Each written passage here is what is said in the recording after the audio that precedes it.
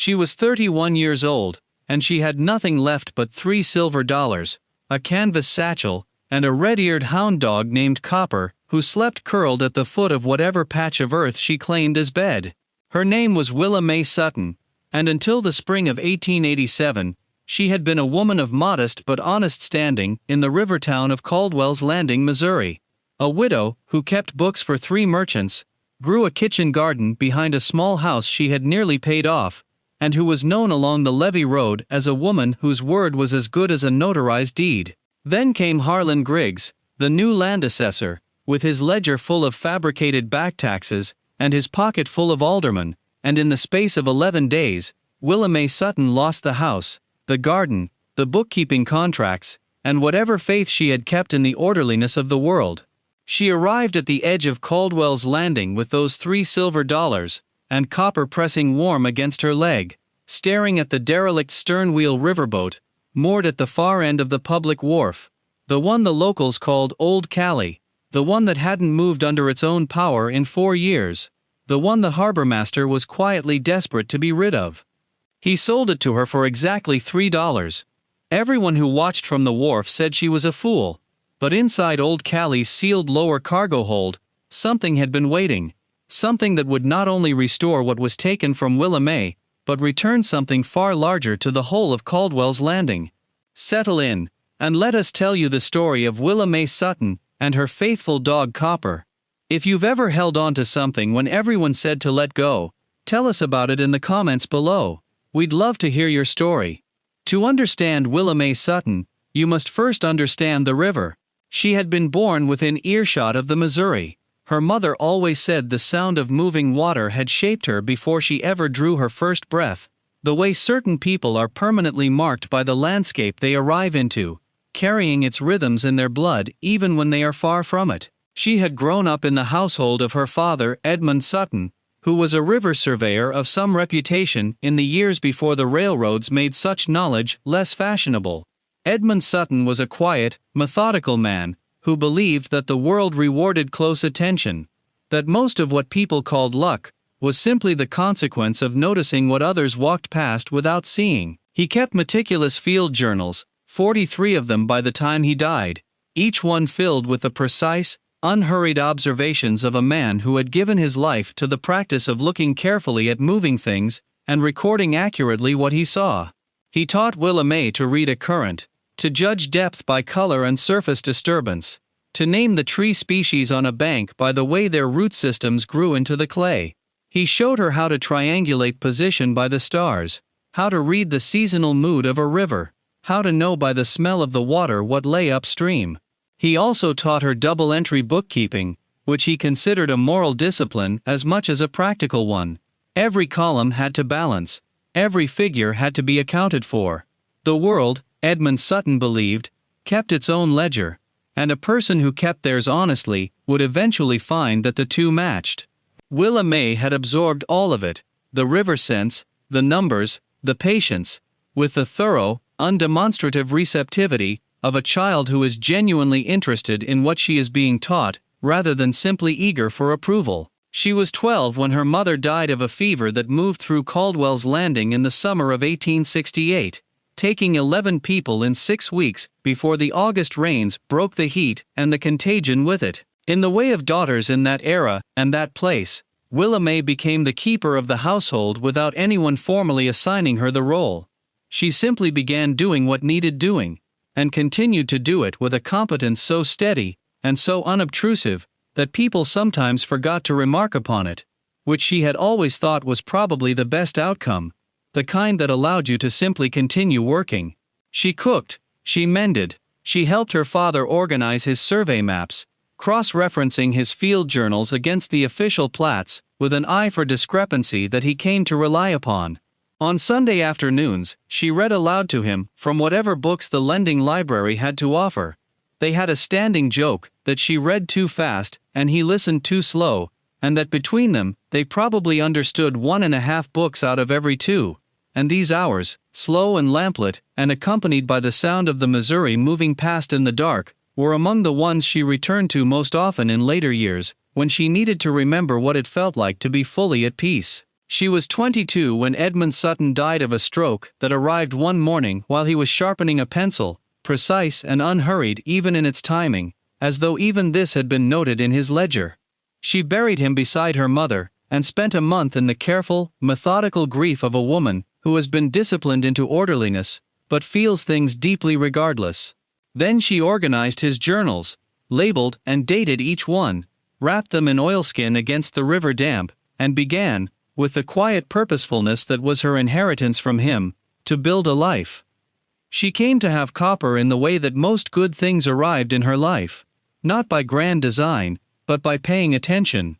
It was the winter of 1882, and she was walking the levee road in early evening, the sky the color of pewter over the water, and the willows gone bare and silver along the bank, when she heard a sound so small and so specific that most people would have dismissed it as wind through the brush. It was a whimper, thin and cold, from beneath the downstream dock pilings, nearly beneath the sound of the water itself.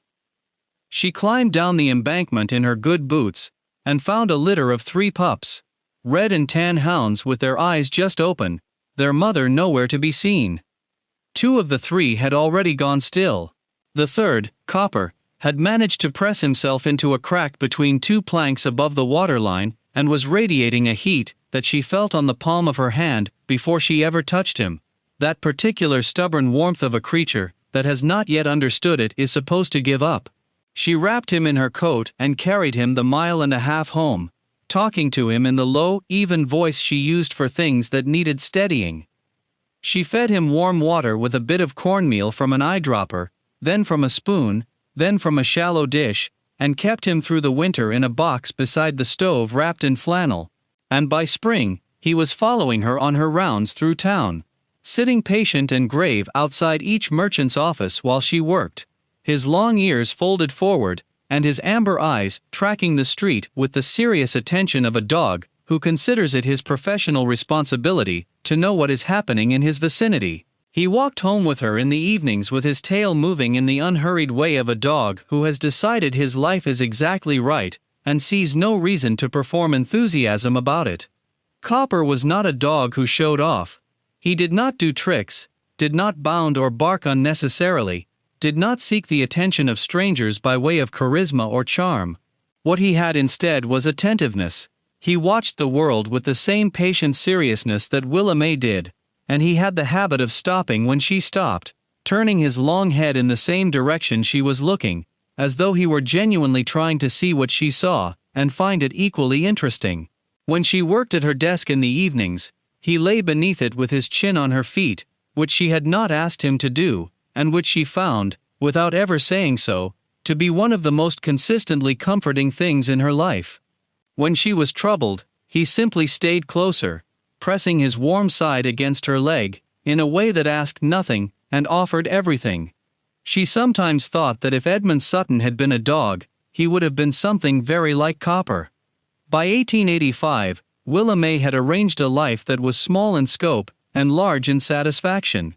She kept books for Aldrich & Sons Dry Goods, for Dr. Fenwick's Pharmacy, and for the Caldwell's Landing Grain Exchange, whose accounts she had untangled from the previous bookkeeper's creative arithmetic in her first month of work, and kept in immaculate order ever since. She paid down the note on her house, a 2-room frame cottage at the north end of Sycamore Street, with a kitchen garden behind it, where she grew tomatoes and green beans, and a fig tree she had planted from a cutting her father gave her the year before he died.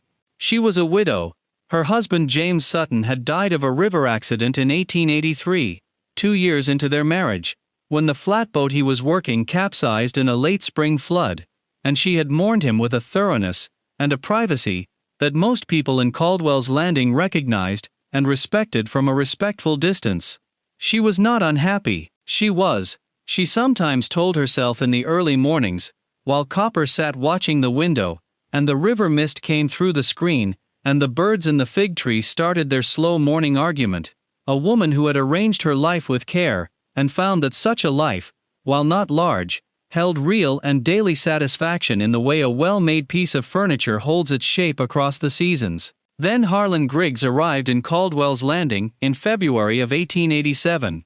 Appointed as county land assessor by a circuit judge who owed favors to a St. Louis development company with interests in the river-adjacent properties of western Missouri.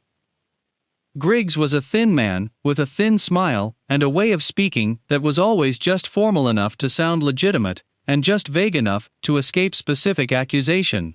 He had an office above the post office, a well-shined pair of boots, and the unhurried air of a man who has already been told how this will end. Within 2 weeks of his arrival, he had begun issuing assessments. Willa Mays came on a Wednesday morning, delivered by a boy on a bicycle. It was a document claiming she owed 4 years of back property taxes, totaling $87, a sum she had never owed, a debt that had not existed when she had last confirmed her accounts with the county clerk in November, supported by figures that bore the stamp of the assessor's office, and were therefore, in the language of the law, presumed correct, unless she could prove otherwise. She spent 3 days with her own records, her meticulous, balanced, year-by-year accounts, each entry dated and sourced and cross-referenced with the county tax receipts she had kept in an envelope at the back of her desk drawer, and she brought them to the county office in a neat stack tied with a ribbon and laid them on the counter and explained, clearly and without agitation, that the assessment was in error, and here was the documentation to demonstrate it. The clerk looked at her records, and then looked at Griggs's ledger, and said, with the apologetic air of a man who has already been told which way to land, that there appeared to be a discrepancy that would need to be reviewed by the full county board. The full board met a month later. Griggs was there in his well-shined boots, and so were 2 aldermen whose names had appeared in the dry goods ledger as occasional recipients of what were listed as consulting fees from a company called Consolidated River Holdings, a detail Willa May had noted when she first took on the dry goods accounts and said nothing about, because she had thought at the time that it was the way of business, and she had not wanted to trouble herself with the arrangements of men who had no direct bearing on her own. She sat in that meeting room, and wished, with a quiet and specific regret, that she had troubled herself considerably more. The board upheld the assessment. She was given 30 days to pay. Griggs watched her from across the table with the expression of a man who has done this before, and found it efficient. She could not pay. She had $62 saved, the product of 10 years of careful, unhurried accumulation, and she spent it on 2 lawyers in succession, both of whom told her the same thing in different vocabularies. The assessment, however suspect its origins, had been properly recorded and upheld by a quorum of the board, and to contest it further would require a circuit court filing that would take 18 months to resolve and cost substantially more than the property was worth in the current market. She watched her house go to the county in mid-April. She watched her bookkeeping clients quietly transfer their accounts to a firm in Hannibal that Griggs had recommended, not by direct pressure, she understood later, but by the slow, cold social gravity of association with a man who has demonstrated his capacity for inconvenience. She found herself, by the 1st of May, standing on the levee road, with $3 silver, a canvas satchel containing 2 dresses, her father's 43 survey journals, the small ironwood box in which she kept a photograph of James, and a lock of Copper's puppy fur, and the dog himself, who stood beside her in the morning light, and leaned the full warm weight of his shoulder against her leg, in the way he always had when he felt she needed steadying. She had not known, when she walked to the wharf that morning, that she intended to buy anything. She had walked, because walking was what she did when the world required thinking through, and the levee road was where she had always walked, because her father had walked it before her, and because the sound of the river helped her think with the particular clarity that comes from being near something larger, and older, and more patient than your own trouble. Old Callie had been moored at the far end of the public wharf for 4 years, ever since her last owner, a river trader named August Pruitt, had died intestate, and left her to a legal tangle that no one had found it worth the cost to fully resolve. She was a side-wheel steamer, 60 feet at the waterline, with a low pilot house, and a covered main deck, and a hull that, Willa May could see this from the dock, was sound. Edmund Sutton had taught her to read a hull, the way other fathers taught their daughters to read primers. The waterline tells you where she sits, the bow plating tells you what she's taken, the color at the seams tells you about the caulking, and if you know what you're looking at, none of it lies. The paint was gone from her upper works, the wheel guard was cracked, and the name painted on her transom had faded to a suggestion of letters, but the hull rode correctly in the water, and the seams were dark with age, rather than rot, and there was no sign of softwood anywhere she could see. Old Callie was not beautiful, but she was sound. Willa May stood on the dock for a long time looking at her, with Copper sitting beside her looking at her in return, in the way he had of waiting for her to finish thinking. The harbor master was a man named Bert Aller, who had known Edmund Sutton by reputation, and had seen Willa May on the Levee Road enough times over the years to register her as a person of orderly habits. He looked at her across his dock office counter, with an expression that mixed genuine sympathy with the honest arithmetic of his own situation. Old Callie owed 4 months of mortgage fees, and the estate had no accessible funds, and Aller had been authorized by the county to sell the vessel to recover the debt. The minimum figure required to clear the lien was $3. He said this with the careful neutrality of a man who is doing something awkward and knows it, and who would like, if possible, for it to go smoothly. Willa May set $3 silver on his counter. They made a small clean sound. Aller looked at the coins for a moment. He looked at her. He looked at Copper, who had followed her inside, and was sitting beside her with his tail moving in slow, measured strokes, watching Aller with amber eyes that expressed no particular opinion about the transaction. Then Aller picked up the coins and wrote out a bill of sale, and handed it to her, and said, "She'll need a good deal of work," and Willa May said, "I know what she needs." She spent the first 3 days aboard Old Callie simply cleaning. She found a barrel of river water and a mop in the main hold, and she worked methodically from the pilot house down, clearing 4 years of swallow nests and river debris and the general melancholy of disuse, moving through the boat the way her father had moved through his survey work, one section at a time, each one completed before the next began, the work itself a form of thought. Copper moved with her, room by room, his nose working in the thorough, systematic way he had, investigating each corner and cabinet and shadow with what she had come to think of as professional interest, cataloging the space the way he always cataloged new environments, building his internal map of the vessel with the methodical patience of an animal that believes in doing things properly. In the evenings, when the light went gold over the river, and she sat on the main deck with her father's survey journals, and the last of the warmth, Copper lay beside her with his chin on her knee, and she read aloud to him in the low voice she had always used for their evening hours together, the words going out across the water in the quiet, and the river going past in the dark, and it helped. On the 4th day, Copper found the lower cargo hold. Old Callie had 2 cargo levels, the open main deck, where river freight had traveled exposed to weather, and a lower hold accessed by a hatch in the stern deck, secured with a padlock that was rusted to the point where the keyhole was no longer legible. Willa May had noted it on her first walk-through, and filed it under matters to address when she had a proper chisel. Old storage, she had assumed, perhaps equipment from the previous owner, nothing of particular value given the state of everything else aboard. But on the morning of the 4th day, while she was working on the main deck, trying to assess the wheel mechanism, she heard Copper below her make a sound she recognized. 3 short, deliberate barks, then silence, then the measured back and forth sound of his nails on the deck planking. Not alarm, not the bark he used for strangers or for animals on the bank. The bark he used when he had found something he considered important, and wanted her to come and see it. She went to the hatch and looked down through the slats. Copper was standing directly below, looking up at her, his ears high, his nose moving in the short, rapid pulses of active investigation. He was entirely composed. He was simply waiting for her to understand that this was a matter that required her attention.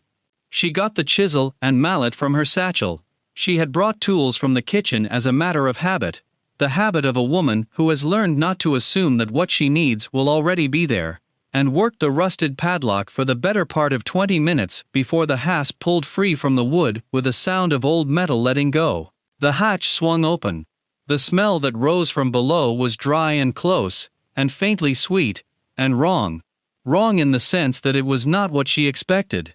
She had expected the smell of river bilge, of enclosed dampness, of wood that has spent years breathing nothing but itself. What she smelled instead was paper, the particular dry smell of old paper kept in a sealed space, and something waxy and faint that reminded her, with an almost physical specificity, of her father's map room on winter mornings, when he had been working with the drafting wax. She lowered herself in. The lower hold was perhaps 15 feet long and 8 feet wide, and it was dry. The hull down here had been caulked with considerably more intention than the upper works. She could see in the lantern light that someone had taken real care with the seams, had treated the wood with something that had preserved it against the river damp for what appeared to be a very long time. Along the port wall, stacked on low wooden runners that kept them off the floor planking, were 11 packages wrapped in oilskin and tied with waxed cord. Each package was roughly the size and weight of a large ledger book.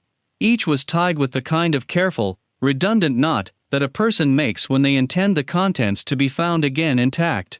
Copper had already positioned himself beside the nearest one, sitting with his weight settled, and his tail still, his amber eyes moving to her face with the precise expression he wore when he considered that he had completed his part of the work, and was waiting for her to begin hers.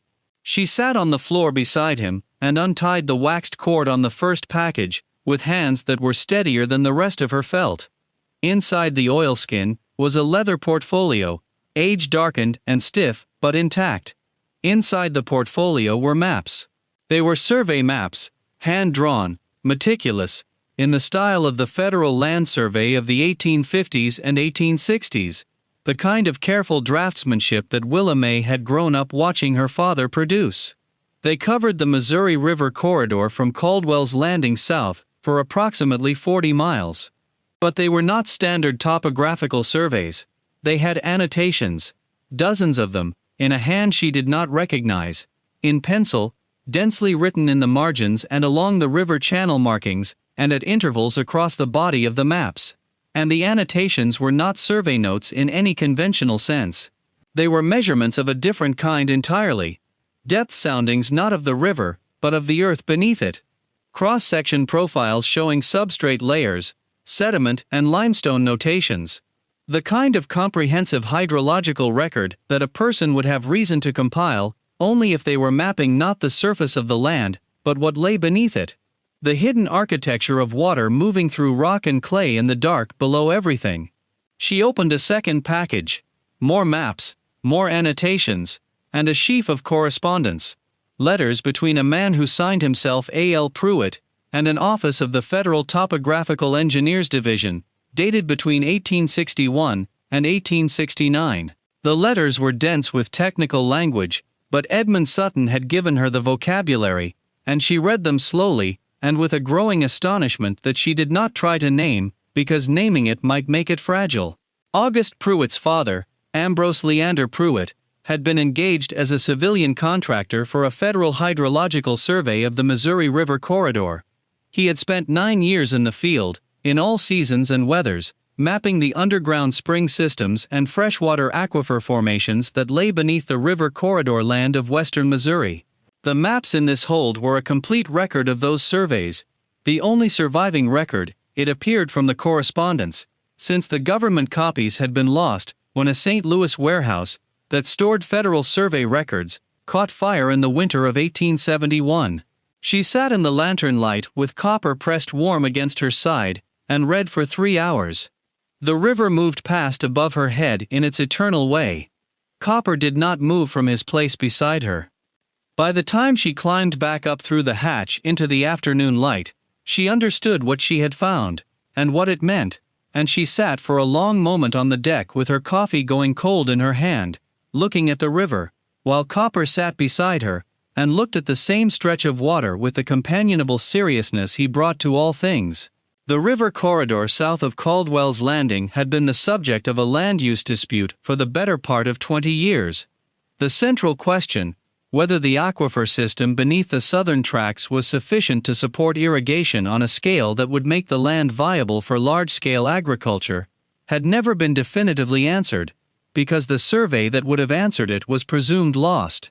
Without knowing the aquifer's location and capacity, no serious investment in the southern land had been made. Without investment, the land had sat, season after season, in the hands of the families who had held it through floods and dry summers, and the slow patient hope that someday, someone would settle what lay beneath their feet.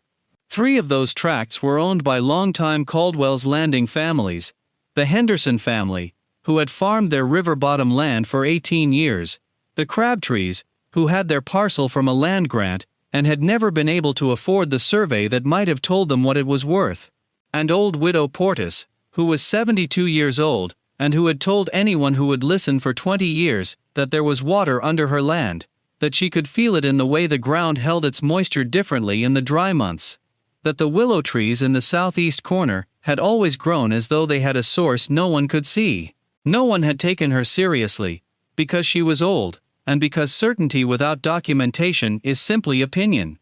Consolidated River Holdings had been quietly purchasing the surrounding parcels for 3 years. The strategy was visible in retrospect to anyone who cared to look at the pattern of transactions.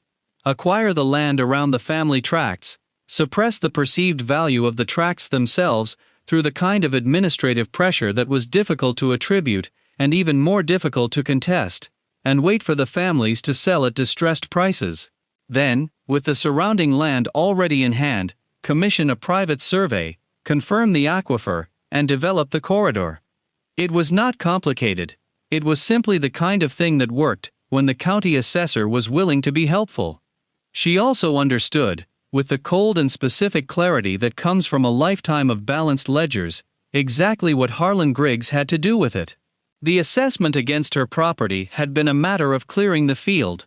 She was the one person in Caldwell's Landing whose bookkeeping work gave her access to the pattern of transactions, whose professional habit of attention might, if left undisturbed, eventually connect the details in a way that would be inconvenient. It had not been personal. It had been, she thought, looking at the river, simply efficient. She did not go to Griggs. She was not a woman who made the same mistake twice. She spent a week in careful preparation. She made exact copies of the most critical maps and the most relevant correspondence, using her best hand and her father's drafting tools, which she had carried in the canvas satchel, out of the habit of a woman who brings what she values with her, because she has learned not to assume it will be there when she returns. She labeled each copy precisely, noting the original document it derived from, and the date, and the original author's hand. She organized the full archive, all 11 packages, by date and subject, with a finding guide at the front of each oilskin bundle. She wrote a summary in 12 pages of her clearest bookkeeping prose, explaining the significance of the survey, the location of the principal aquifer formations, relative to the family tracts, and the specific relationship between the document archive and the outstanding land use questions that had left the Henderson, Crabtree, and Portis properties in their uncertain condition for 2 decades. And she wrote 3 letters, one to the Topographical Engineers Division of the federal government in Washington, one to a property law firm in St. Louis that she had found cited favorably in a legal digest her father had kept among his professional materials, and one to Cecil Pruitt, the editor of the Missouri River Gazette, whose reputation for resisting the pressure of development interests she had heard spoken of respectfully along the Levee Road. She asked Copper to take the letters to the post office. She said this in the ordinary way she always asked him to do things, the way you ask a reliable person who already understands the expectation. Rolling the envelopes in canvas, tying the roll to his collar with a length of cord, writing a note to the postmaster asking him to mail them, and deduct the cost from what Bert Aller owed her for the extra mooring rope she'd returned at the start of the month. Copper stood patient and still while she fastened the roll, then looked at her once to confirm, and trotted up the Levee Road with the settled authority of a dog who has been given a task commensurate with his abilities, and has no interest in making it dramatic. He returned an hour later smelling of post office dust, and entirely unimpressed with himself, and ate his supper, and lay down, and slept. Griggs came to Old Callie on a Thursday morning, 17 days after she'd sent the letters. He came with one of the aldermen, a man named Cushman, whose consulting fees had appeared in the dry goods ledger, and a third man she didn't recognize, who wore a St. Louis suit, and carried a leather case with the careful grip of someone transporting things of value. They stood on the dock, and Griggs told her, in the measured language of a man who has been briefed by legal counsel, that he understood she had come into possession of some historical documents belonging to the estate of August Pruitt, that these documents were therefore not properly hers to distribute or act upon, and that there was interest in purchasing them from her, at a price that he thought she would find more than fair given her current circumstances. Willa May was sitting on the main deck with her morning coffee and one of her father's journals open in her lap.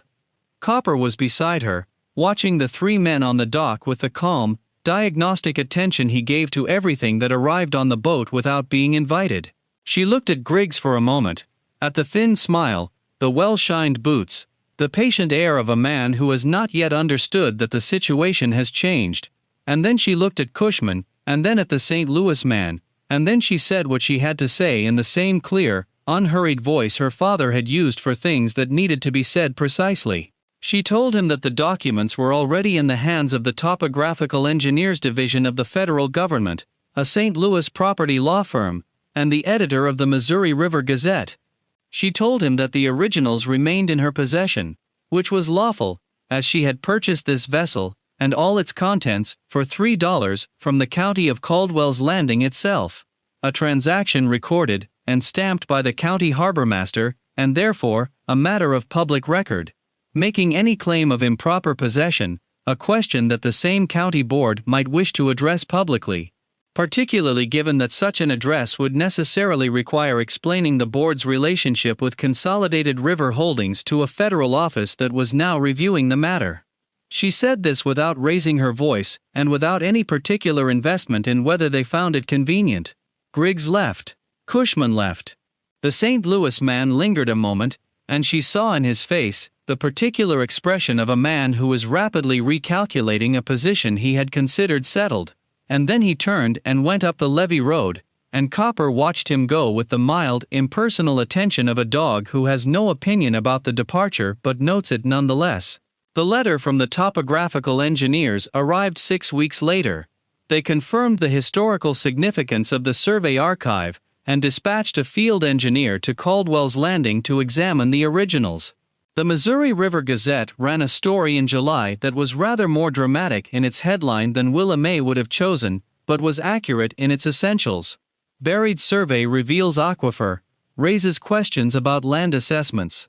The property law firm filed suit on behalf of the Henderson family, the Crabtree family, and widow Portis, challenging the pattern of assessments that had been made against their southern corridor tracts, assessments that, the filing argued, had been calculated to suppress official land valuations in a manner that benefited a private development company, with documented financial relationships with two members of the county board. In discovery, the connection to Consolidated River Holdings became visible in the county records with the clarity that such things always achieve once someone is looking for them with proper authority. Griggs was removed from his position by October. 2 aldermen resigned their seats. Consolidated River Holdings allowed their purchase options on the surrounding parcels to lapse without exercise, because the strategy that had made those options valuable, the planned acquisition of the family tracts at distressed prices, before anyone confirmed what lay beneath, had ceased to be available.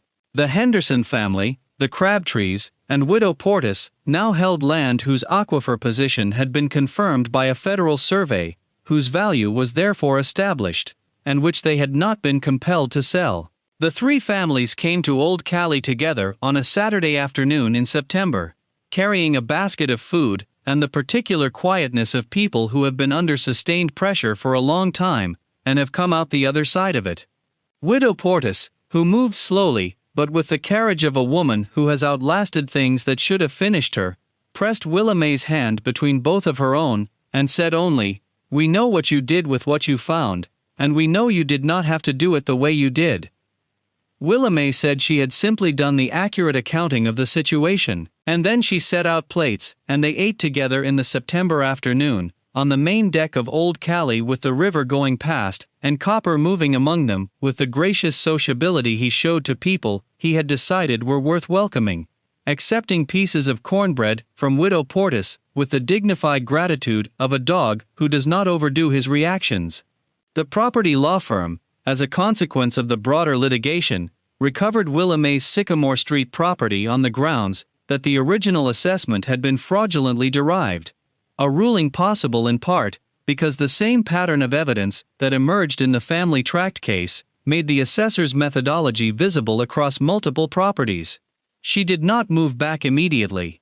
She spent another season aboard Old Callie, because she had come to feel that the boat had its own kind of claim on her, and because there was still work to do, cataloging, accurately and completely, the remainder of the survey archive, writing the provenance documentation that would accompany the donation, corresponding with the federal office about the chain of custody of the originals. She was, after all, a bookkeeper. She knew that the record was only as good as the care taken in keeping it. She donated the full survey archive to the State of Missouri Historical Records Division in January of 1888, transferring the 11 oilskin packages to a representative from Jefferson City, who arrived with a receipt prepared in advance and a look of quiet wonder that he attempted, with mixed success, to contain behind professional composure. Willa May signed the transfer documents at the harbormaster's counter, with Bert Aller as witness, and then she walked back down the levee road to Old Callie with Copper beside her, and the river was the same color it always was in January, and the willows were bare and silver in the cold light, and she felt, not triumphant, but accurate, which had always seemed to her to be the better thing to feel. We began this story with a woman standing at the edge of a river town with $3 and a dog and the ruins of a life that a dishonest man had arranged to take from her.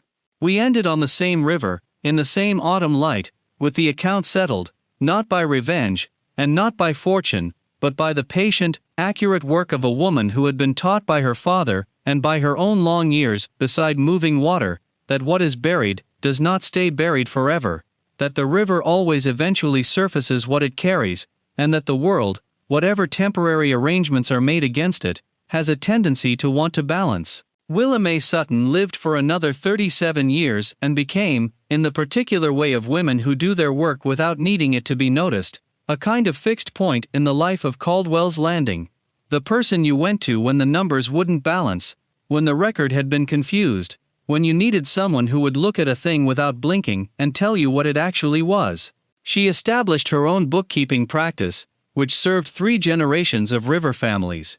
She never sold Old Callie.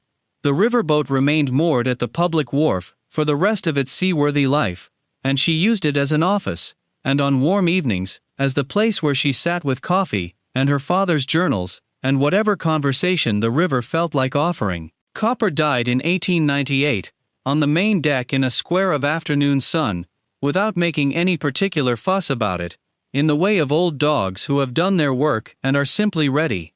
She buried him on the bank downstream, in the place where the willows grew, in the spot where she had once climbed an embankment, in her good boots, to follow a sound so small that most people would have dismissed it as wind. The survey maps are held today in the Missouri State Archives in Jefferson City. They are referenced occasionally by historians, and occasionally by hydrologists, and neither group typically knows the full story of how they came to be preserved: the sealed hatch, the rusted padlock, the red-eared hound who stood patient in the lantern light, and waited for the woman with the chisel to understand what he had already understood. But the world keeps its ledger, as Edmund Sutton always said it did. What is done in darkness is entered there. What is true is entered there. And those 2 columns, given enough time and the right kind of attention, will always balance. We are glad you spent this evening with us here at Frontier Paws Stories.